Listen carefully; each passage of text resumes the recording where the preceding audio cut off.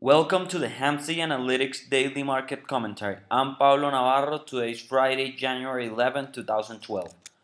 For the market internals, the New York Stock Exchange advanced decline differential closed at negative 111.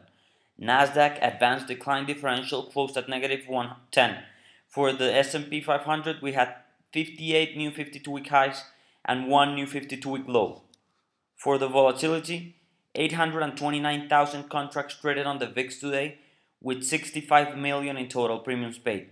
For the dollar-weighted put-call ratio in January, we got a 2.5 reading, which is bullish with 7% of the total premiums paid. On February, a 0.54, which is neutral with 36% of the total premiums paid.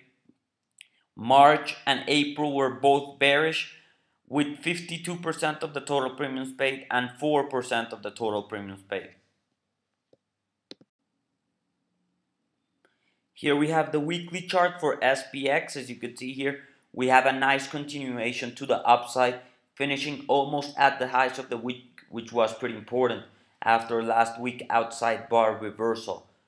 I'm looking for 1512 as the next target here on the weekly time frame. On the daily, I'm looking for 1474 and then 1500.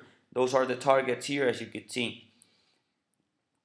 For SPY, we have a 148 target, and then I'm looking for 150, breaking out of that 148 and going even higher. Looking pretty nice here, this weekly chart finishing at the highs of the week. For the Qs, here you can see the Qs. I'm a little concerned here with the Qs. We have basically, we're in the middle of a head and shoulders formation here. I want to see if that's going to hold. I want to break that 68 level and try to test the highs.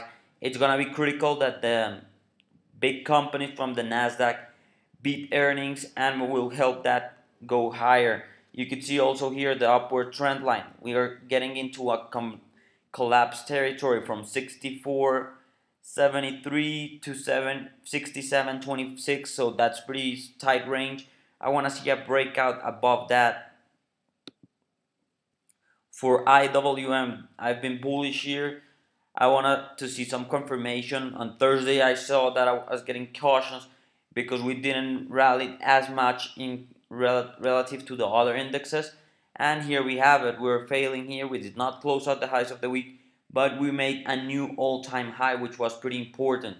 I'm still bullish. I'm looking for the 88 level. I am not yet sure that we're going to reach the 90 target that I had before. For GLD, I'm watching here this white moving average. That's the 100-week moving average. Very important support here.